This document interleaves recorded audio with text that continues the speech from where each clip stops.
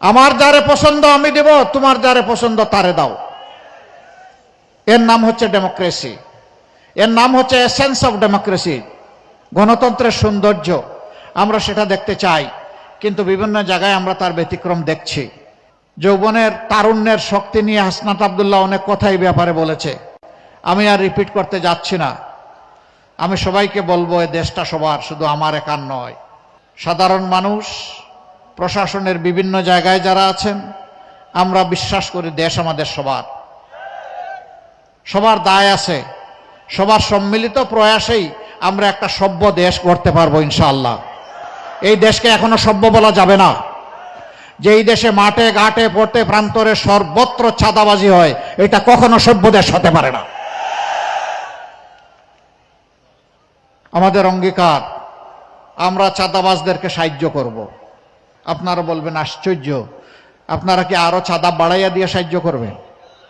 না, আমরা তাদেরকে আহ্বান জানাই, তোমরাও আমাদের সন্তান, চাঁদাবাজি ছেড়ে দাও।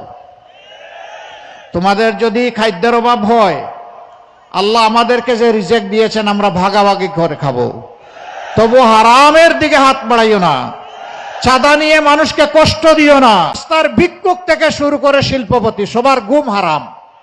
এদের কারণে মানুষের অভিশাপের পাত্র হয়ে গেছো। তওবা করে এখান থেকে বের হয়ে আসো, আমরা তোমাদেরকে বুকে টেনে নেব। এরপরে আমরা কি করব? তোমাদেরকে শিক্ষিত প্রশিক্ষিত করে আমরা তোমাদের হাতেও মর্যাদার কাজ তুলে দেব ইনশাআল্লাহ। যুবক বন্ধুগণ, আমরা তোমাদেরকে কোনো বেকার ভাতা দিব না। বেকার ভাতা দিয়ে আমরা তোমাদেরকে অসম্মান করতে চাই না। আমাদের যুবকেরা যারা লড়াই করে জীবন দিতে জানে অধিকারের জন্য, তারা বেকার ভাতার জন্য লড়াই করে নাই।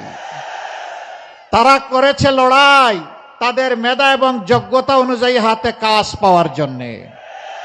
আমরা তোমাদেরকে কথা দিচ্ছি, ভাই ও বোনেরা, তোমাদের হাতকে এই দেশ গড়ার কারিগরের হাত হিসাবে আমরা গড়ে তুলব ইনশাআল্লাহ। সেই দিন তোমাদের হাতে মর্যাদার কাজ আমরা তুলে দেব। তখন সবাই মাথা উঁচু করে বুক ফুলিয়ে বলবা, আমি বাংলাদেশ। আমাকে এই বাংলাদেশ অনেক কিছু দিয়েছে, এখন আমার প্রিয় দেশকে আমি দিতে চাই। আমি বেকার ভাতা খেতে চাই না।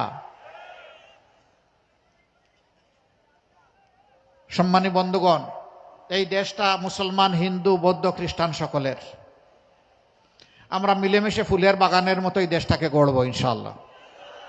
সকল ধর্মের মানুষ তার সকল প্রাপ্য অধিকার পাবে, তার জন্য তার লড়াই করার দরকার পড়বে না। কারণ আমরা সমাজে সুবিচার কায়েম করব।